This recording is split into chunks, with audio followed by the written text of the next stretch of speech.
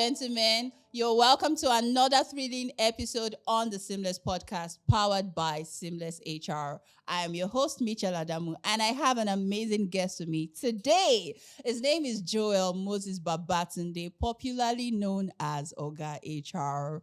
Awesome.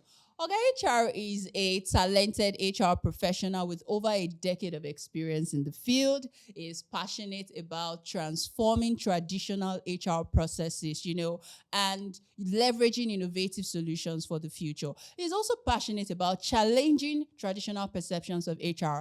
And chances are, if you've been on social media long enough, you've seen him get dragged once or twice, like Jen, but he's here, alive and well. How are you doing today? I'm good. I'm good, good, good. Thank you very much for having me. You're I'm really welcome. happy to be here today. Yay. I'm happy to have this very beautiful conversation. Thank you for the introduction, You're even if I welcome. felt shy for it.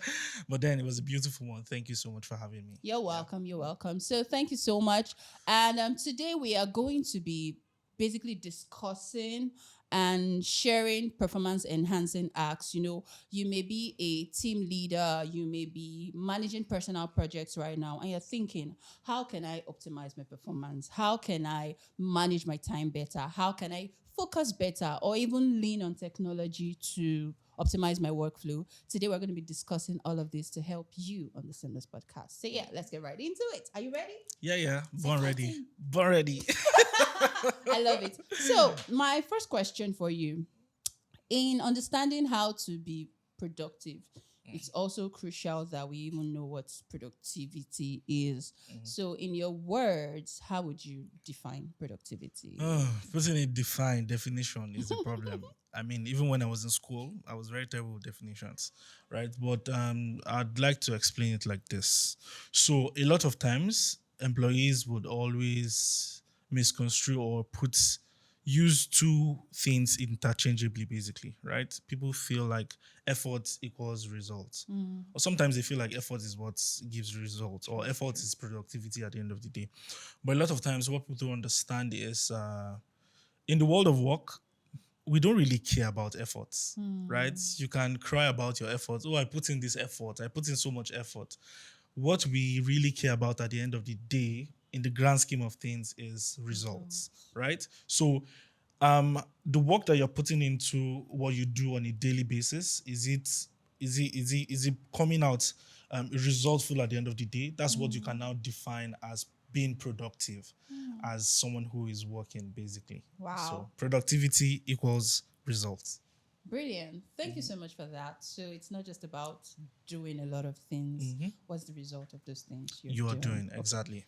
So now that we know what productivity is, it's also important that we challenge some preconceived notions people have had over the years. So you've had over a decade of experience doing this. Are there misconceptions people have about what productivity is that can be clarified so they can know the right things to do? Yeah, I'm very happy at the way I started my definition or this conversation, how this conversation started, right? Usually people will think that being busy is being productive. So that you're busy doesn't mean you're productive. I mean, you can see people who take thousands of steps in the office. It doesn't mean that you're doing what you're supposed to be doing, right? So that's one major misconception, that you're busying around doing a lot of things. There's this picture on the internet where a baby was eating apples, and right, all she did was just bite one apple, throw it away, Sure, bite pick up another one. another one. So that's what being busy is most of the times, right? And at the end of the day, did you finish an apple? Did you do what you're supposed to do with the apple? Or have you just caught yourself eating or biting 10 different apples and throwing them away? That's what a lot of people consider productivity to be. Meanwhile, they were just busy doing nothing, right? And then the next thing would be multitasking is, equals to productivity.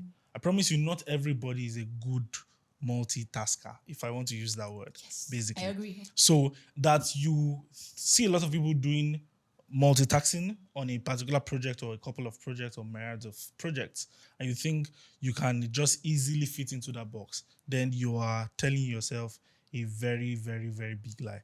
Another misconception is when people tie productivity to motivation. They feel like I must be motivated to a certain level to be productive. And that's where a lot of employees actually come into this conversation. You mustn't be You mustn't be motivated to be productive. What you need to be productive is discipline, high level of discipline. I'm supposed to do this irrespective of the matter on ground. This is what I'm supposed to do, and I am doing it on a daily basis. Not that I need XYZ to do this. Some people will even tell you I need this level of this hours of sleep to be able to be productive. You're just putting yourself in a box that you might not be able to come out of, right? As we go on in the conversation, we'll definitely have more and more and more misconceptions. But let's just leave it at these three. Thank you so much for that. That was really brilliant. I feel like some tables have been shaking, especially when you said you don't need motivation to be productive. We live in a world where some people, when they don't feel like doing things, they don't do it. And it then means that for me to be productive at what I do, I have to be willing to neglect maybe the things that could actually weigh me down and just still pressing. So that's something. Yeah. Do you think that mindset has a role to play in being highly productive? Of course, yes. I mean, I like to say something recently, all the time, right? There are different types of employees. There are different types of people that you can find in the world of work. There are people who are just there, and then there are employees who see themselves as a big deal, basically, right? So people who see themselves as a big deal will definitely work differently and will have a different mindset as to what productivity is in the world of work at the end of the day. So I agree 100% that there's a role that having the right mindset plays when you are about to be productive, at work, basically. Yeah. So now you talked about the right mindset. So what is that right mindset an employee should have? And imagine that I've always had the wrong mindset all along. How can I retrain myself? Okay. So the first thing, like I said when I started, was you having that mindset that you are a big deal, right? And as such, every single task that you're given must be completed. Don't forget that the way I have tried to initiate the conversation of productivity is, regardless of what the matter is, you are finishing the work and attaining certain level of results, if not 100% level of results. So you're first getting to that point where you are agreeing and accepting that, oh, I'm such a big deal. I'm not supposed to be doing things anyhow, right? That's the first thing, which will now take you to discipline and accountability, right? You are so disciplined to the point where you don't just do half-baked things, right? You must hit the nail on the head.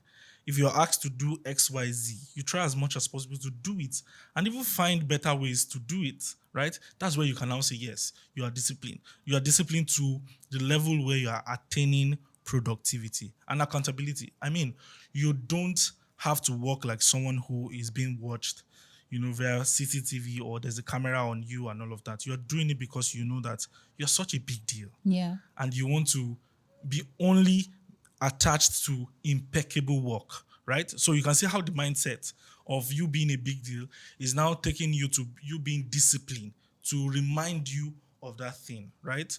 And a lot of other things like growth mindset, right? You know that anytime I am working towards productivity, I am doing it not for the people that I work for. And that's where a lot of people miss it. A lot of employees work like, if I don't do it, I mean, I do it for you. Yeah. No, you're doing it for yourself. Oh, a lot of people might not really like this conversation. But yes, you're actually doing it for yourself. Because when the chips are down, right, and you are thrown into troubled waters to be able to do certain things, you will do them with ease because you have been doing these things over and over and over again. So if you have that growth mindset, you would be able to see every productivity timeline as something exciting to take on. You say, yes, I like this, let's do it, right? So these are the mindsets that everybody, not just employees, everybody, even if you're a business owner, anybody at all, by the time you are disciplined, by the time you see yourself as a big deal, and by seeing yourself as a big deal, you see yourself as part of the big picture. I'll let's say something that if you're working somewhere and then you don't ever envision yourself or you don't envision all of you as holding a chain. And the day you throw your own part of the chain, the day you break off from that chain, everything falls down that you've not started. But the moment you see yourself as a big deal, as someone who, if I throw this chain today, this company is going to go down, then the conversation of mindset versus productivity can now start. So this is beautiful, and I feel like this is leading us towards a world where employees look beyond, as much as salary is important, you look beyond it and see the fact that I'm actually contributing to something meaningful. And not just that, I like something you said about I don't want to be associated with mediocrity. So there's this thing that happens on social media where people are like, put yourself out there, brand yourself and stuff. So from what you said, it even looks like even if you want to avoid branding on social media, when you do good work, you're actually branding yourself, Yes, even please. within the organization. Yes, please. Yes, So- please. Because if you don't brand yourself, people will brand you People for will yourself. brand you. Yes. Now, there's this thing a lot of HR professionals say about when you manage your time wisely, you get to be highly productive. So what hacks do you have for time management? And I would love if you could give some for remote workers and in-person workers. How can I manage my time wisely? Okay. So before we get to the hacks, right? Let's just talk about certain nuances around time management, right? Because you see, the truth is, I do vision board parties at the end of the year, right? And then when I ask people, what's that major enemy? What's that one enemy that made you not complete your goals or hit your targets? One of the major things that stands out is procrastination, right? So it's just so valid to say that almost every human on earth procrastinates at some point in time, right?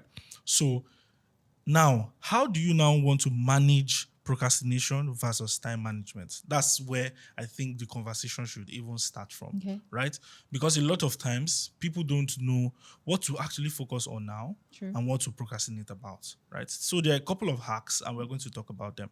But you need to get to a point where you are understanding that you're not a child anymore. So there are certain things that you shouldn't be caught doing, right? So whatever it is that you have to do, and I'm talking from a place of experience because I've also got I was there was a time in my life where I had issues with time management. I promise you.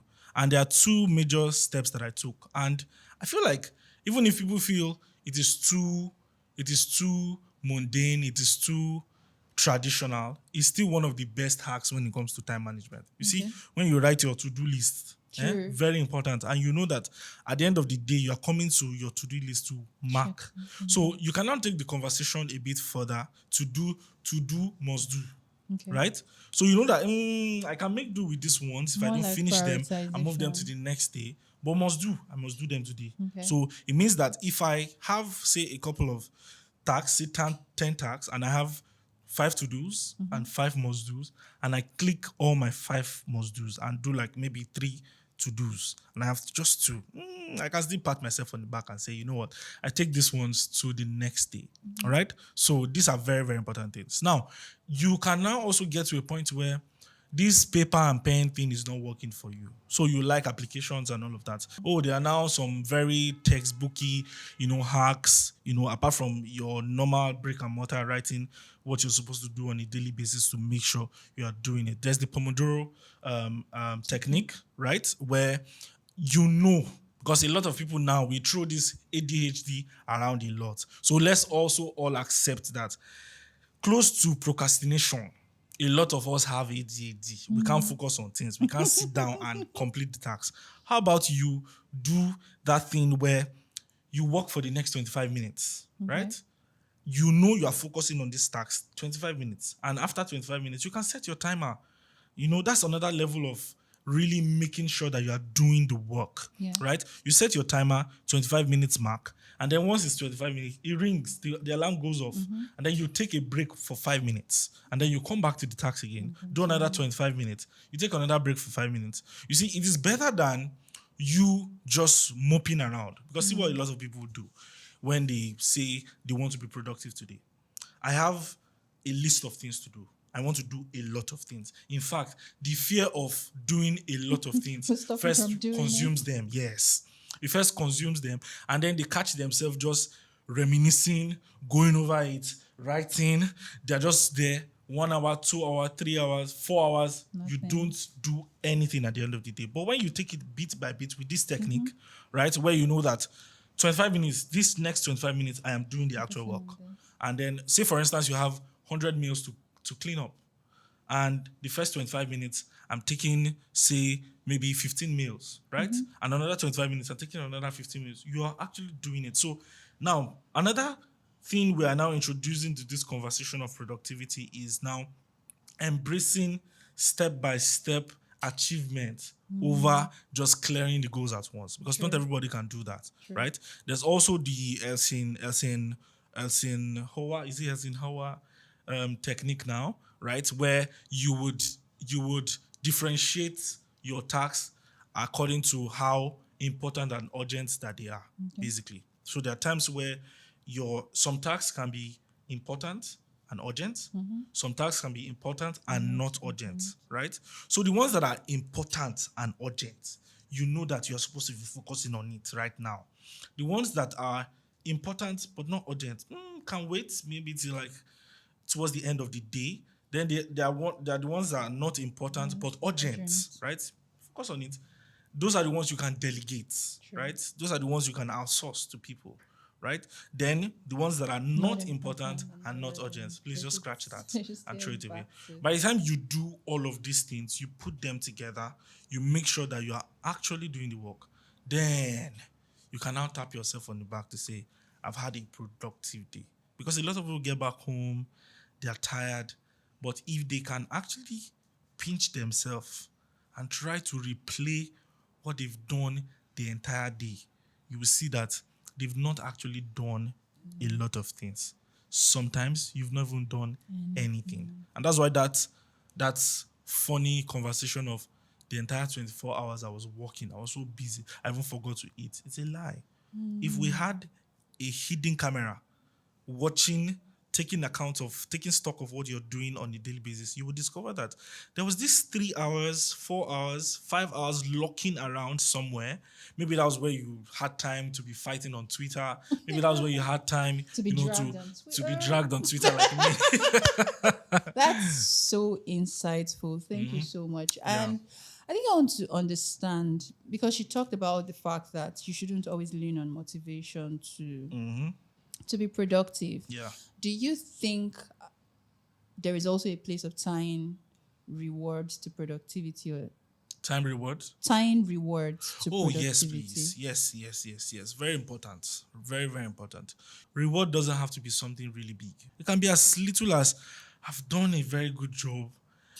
Even Let me see sleeping Netflix. without Yeah, guilt. Netflix. Sleep without thinking of anything, right? And all of that. So tying rewards to you being productive or completing your tasks is very, very important. It can be as small as just you even patting yourself on the back. Because there's something I always like to say.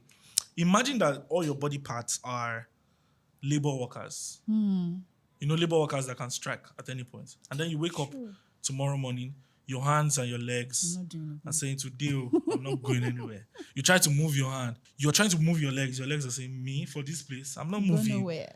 This hand, I'm not moving, and all of that. You will reward your body system even more if the parts of your body were laborers, right? So that's how little it can be. It can be, I've done so well today, I want to sleep. So my phone, DND or airplane mode. See, if the world wants to catch fire, let it catch fire. I want to sleep.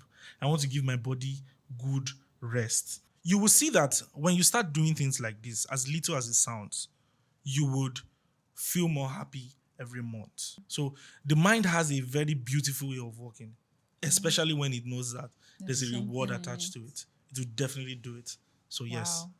So, how important is work-life balance in achieving productivity, and how can individuals strike this balance? I ask this because, if productivity is about results, and imagine that I work in an organization, they will they will love results.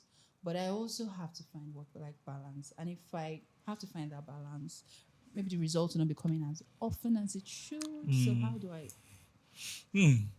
Work-life balance. See that I've sighed like I've sighed like 1 million times because the realities around work-life balance is not the same for everybody, True. right? There are some people that can't really practice work-life balance. But one thing I always like to say when it comes to work-life balance is it's a conscious effort, really. You have to be very conscious about it, right? And when you start to the point where people get used to it, a lot of people will hate you for it, right? I have certain rules. No matter how important the call is, I don't take it once it's past 10, right? Anything I'm doing on my phone is for my own relaxation. Yes, I'm online, I'm tweeting, I am I seeing am your updating call. my WhatsApp status, but I am not responding to your email. Let's wait till Sorry. tomorrow, right? Now, some founders, some CEOs and stuff might not like this conversation, but one thing I always also like to tell them is, do you want to work your staff to the point where they burn out, right? Because I mean, yeah, we can keep chasing the cheese, keep running after productivity. We want to be productive every day. But the truth is, it gets to a point where you burn out. Yeah.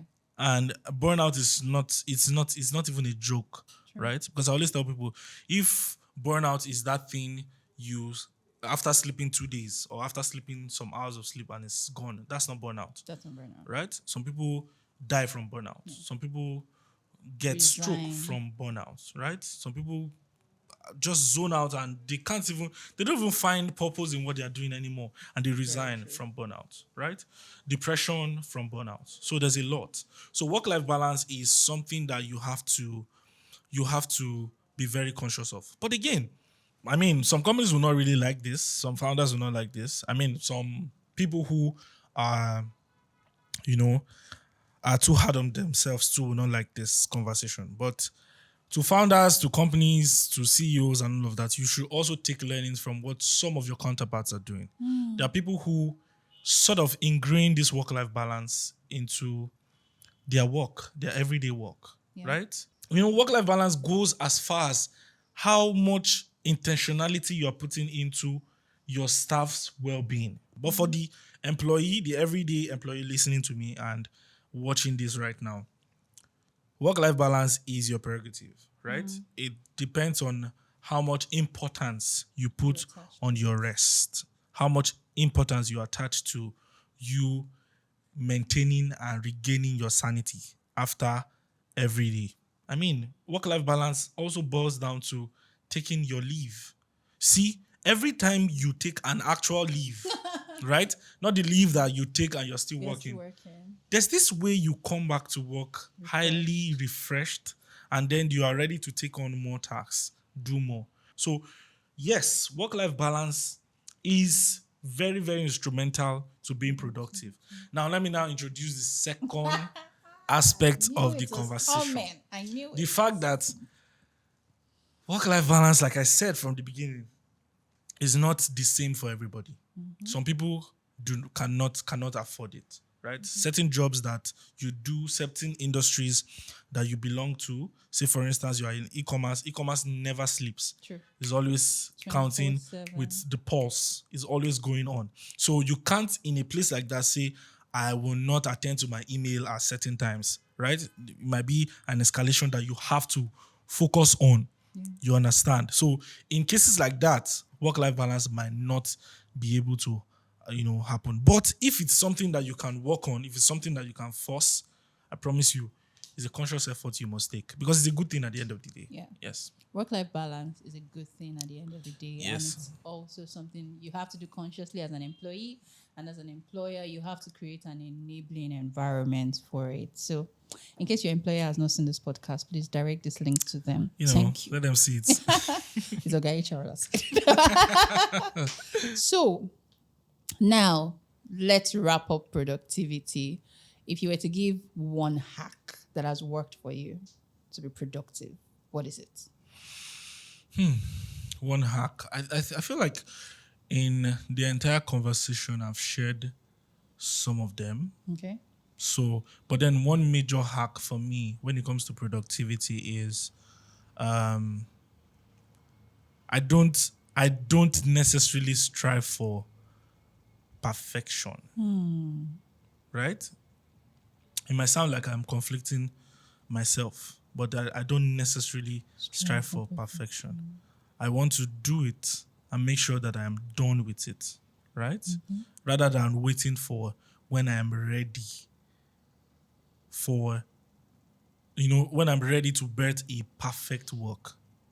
So for me, productivity is every single day I am laying a single brick to get to that bigger picture, right? So productivity for me is not a one size fits all. It's not a walk in the park. It's not something that happens one day. What I'm doing is taking that gradual step, doing it gradually than just focusing and bothering myself with perfectionism. And that's where the problem comes most times because a lot of times that's one thing that also hamstrings productivity. You set out with the mindset that I need this thing to be perfect. It must be perfect. I mean, even as little as writing an email, right? The first thing you want to do is just write. When you're done writing, Then you review it. you review it, edit it, and then you send. You are doing what is supposed to be done rather than envisioning, romanticizing perfectionism, and you don't do anything at the end of the day. True. So, which do you prefer? I want a perfect job and not do anything, or I want to do something and I do it on a daily basis and get to that point of perfection. Sure. At the end of the day, you choose. I choose. I choose the latter, and I think it's even when you see people who have mastered something, it's because they've done that thing over and over again. No one becomes a master just with one try. Yes, So please. yeah, I've learned a lot. I hope you did too. And with that, we bring this episode to an end. Thank you so much, Oga HR. I think this was really insightful. Thank you I for got having me. a lot. Thank you so much for sharing this insight. I learned a lot, and I truly believe that those listening to this podcast right now also learned a lot. And you know what? I don't want you to die down the buzz. What did you learn? Please don't keep it to yourself. Ensure to share it on your platforms with the hashtag The Seamless Podcast. Till we come your way again with another amazing episode. Stay seamless. Bye.